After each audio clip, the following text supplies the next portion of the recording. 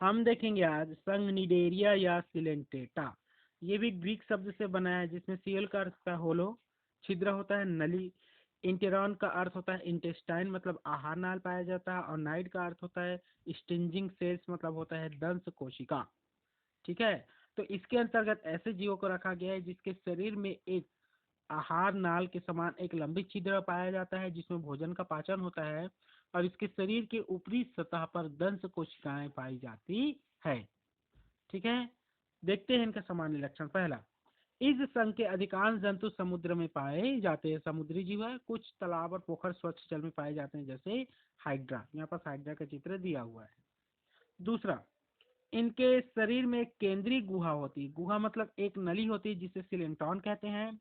यह गुहा भोजन के पाचन एवं संवहन में मदद करता है। देखिए यहाँ पर ये जो नली है, ये यहाँ पर भी दिया हुआ है। ये नली जो है ये भोजन के पाचन एवं संवहन में सहायता करता है। तीसरा है, इनका शरीर डिप्लोब्लास्टिक अर्थात द्विस्तरीय होता है, अर्थात जब इनके भ्रूण में गैस्ट्रुला अवस्था आता है तो इसमें दो स्तर अंतःचर्म और बाह्य चर्म एपिडर्मिस और एंडोडर्मिस का निर्माण होता है। एक्टोडर्म, एंडोडर्मिस में एक्टोडर्म। एक्टोडर्म में विशेष प्रकार की दंश कोशिकाएं पाई जाती है जिन्हें नीडोब्लास्ट कहते हैं। ठीक है, जिन्हें नीडोब्लास्ट कहते हैं। ये ऊपर वाला जो सतह है इसका, इसमें पाया जाता है दंश कोशिका जिसे नीडोब्लास्ट कहते हैं, जिसकी सहायता से ये अपने शिकार को बेहोश करते हैं। ठीक। नेक्स्ट है, इनके शरीर के अग्रभाग पर एक उभार पाया जाता है जिसे हाइपोब्लास्ट कहते हैं। यहाँ से जहाँ इसके मुख होता है और मुख के चारों ओर अनेक टेंटिकल पाए जाते हैं। ये देखिए, ये है हाइपोब्लास्ट। ठीक है, ये है माफ कीजिएगा, हाइपोब्लास्ट नहीं, हाइपोस्टोम।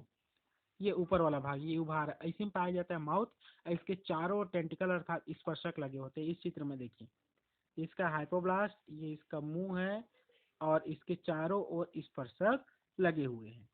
नेक्स्ट है, इनका शरीर उत्तक संगठन स्तर का होता है, अर्थात अब कोशिकाएं उत्तक में बदल जाती है। क्योंकि हम जानते हैं कि उत्तकों में श्रम विभाजन पाया जाता है, अतः इनके अलग अलग प्रकार के उत्तक अलग अलग प्रकार का कार्य करती है। इनका शरीर अरिसम्मित होता है, मतलब कहीं से भी एक निश्चित अक्ष से काटने पर दो बराबर भागों में बढ़ जाता है। ये मांसाहारी होते हैं और जंतु संभोजी पोषण पाया जाता है। दूसरे जीवों को मारकर खाते हैं और उन्हें ठोस रूप में ग्रहण करते हैं।